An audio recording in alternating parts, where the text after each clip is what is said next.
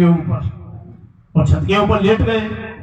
तो लेट गए, हनुमान जी को प्रणाम करके गए, और कहीं से ऐसा बिच्छू आया इतना बड़ा, क्योंकि क्या मार मिट्टी का काम ज्यादा है, मार मिट्टी है वो आया बिच्छू। वो तो अच्छा हुआ कि हाथ में खाया, यहाँ मस्तक में नहीं खाया, ऊपर से चढ़ के आया ऐसे घूम के, और पूरे शरीर पे घूम के हाथ से मैंने ऐसे भगाया, उसको हाथ में खा गया यार। अब रात भर बाईगिर लगे रहे, चार तरफ से लोग आते जाते रहे। मैंने कहा महाराज जी को केवल मेरे पास बुला दो, मैं ठीक हो जाऊंगा। मेरे की वो चढ़ता जा रहा है, इतना चढ़ता गया कि बाईगिर भी फेल हो गए। महाराज जी हनुमान जी के चरणों में गए। आज मैं प्रत्यक्ष आपको बता दूं, वो महाराज जी ने हनुमान जी के चरणों से ऐसे हाथ ला करके और मेरे सिर पे भी हाथ रखा। पूरी रात महाराज जी को जगते जगते और अपनी गोदी में बिठाले बिठाले लेते पूरी रात होगी महाराज जी। बिल्कुल सुबह मैंने कहा महाराज जी इसी हाथ से मैं हवन करता हूँ रोजाना। बोले हनुमान जी चाहेंगे तो हवन इसी हाथ से ही होगा। और सवेरे इतना हाथ सूझ गया मेरा, तो सुबह जाके मैंने हनुमान जी महाराज को प्रणाम किया। लेकिन महाराज जी को उस दिन नींद नहीं आई। पूरी रात मुझे गोदी में ऐसे यहाँ रख करके बिठाले रहे, यहाँ सिर रखे और लिटाए रहे, सिर पे हाथ घुमाते रहे। वो दिन मैंने वहां का प्रत्यक्ष देखा है कि वहां कालों के भी काल को विकराल होना पड़ता है, वहां कालों के भी काल को विकराल होना पड़ता है। लेकिन है स्थिति क्या कि महाराज जी की साधना जिस समय से हुई है, वहां से और दिन दिन उन्नति होती गई है और दिन दिन उन्नति होती जा रही है। ये बड़ी महिमा है महाराज जी के तपस्या के वेग का। क्योंकि जब जब हनुमान जी महाराज कहीं भी जाके प्रकट होते हैं तो ऐसे संत की परख करते हैं कि वो मेरे जीवन में रहे, मैं उसके जीवन में रहूं। तो ये दोनों के दोनों पात्र ऐसे मिल गए हैं, एक राम जी के भक्त तो एक स्वयं हनुमान, दोनों के दोनों ही। और बड़े पुराने महाराज जी के संबंध हम लोगों को रहे, हम पढ़ते थे उस समय। महाराज जी हमसे आगे बहुत आगे क्लास में थे, मध्यमा में थे शायद उस समय, और हम लोग प्रथमा में थे, शास्त्री कर रहे थे महाराज जी। लेकिन ऐसा उदार हृदय मैंने कहीं नहीं देखा। कितना भी अभिमानी आ जाए, आपने कभी महाराज जी को अभिमान बस नहीं देखा। मैंने सुबह फोन किया, महाराज जी मैं बंटू को भेज रहा हूँ। बोले नहीं किसी को मत भेजो, मैं तो आ जाऊंगा।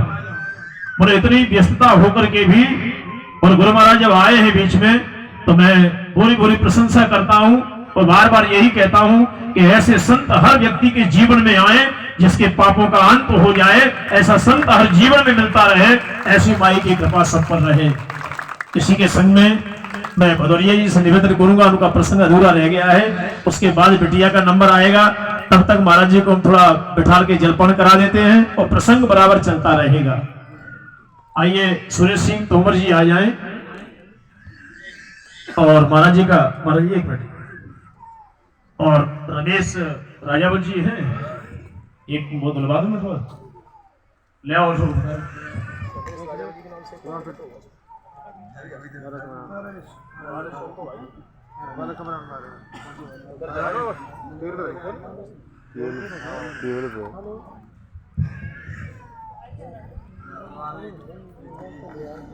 बोलिए चंद्रगुआ सरकार की जय हो। हमारी महाराज जी जो संस्था चलती है उसको यही चला रहे हैं। सत्संग हम जो रोजाना करते हैं उस पर चैनल पे जो सत्संग चला रहे हैं इनकी ही देन थी। बोले महाराज जी एक सत्संग चैनल चालू करिए, और उस दिन से दिव्य शक्ति का सत्संग पर डे चालू है लाइव। आप भी जो यहाँ देख रहे हैं तो दिव्य शक्ति आस्था के नाम से हर मोबाइल में चल रहा है सत्संग। ये दिव्य शक्ति आस्था आप निकालेंगे मोबाइलों में और उसको देखेंगे तो उसके नाम से चल रहा है, और दिव्य शक्ति सेवा संस्थान द्वारकापुरी के नाम से भी चल रहा है। दोनों जगह पर, फेसबुक पर, दोनों पर मिलेगा ये। आइए इसके आगे हम श्रृंखला करेंगे और रमेश राजावत जी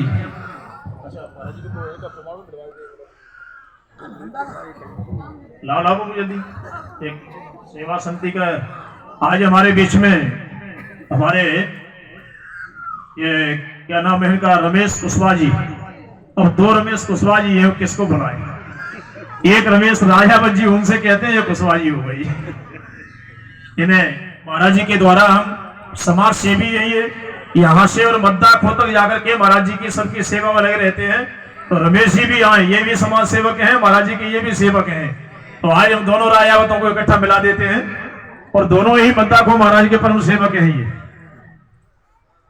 दोनों ही महाराज जी के परम सेवक हैं। तो आज हम दंद्रिवा सरकार जी महाराज जी के हाथों से इनको एक प्रमाण पत्र ऐसा दे रहे हैं कि जो इनके घर में भी कभी अलमारी में मड़के रखा रहेगा तो ये स्थान कम से कम द्वारकापुरी का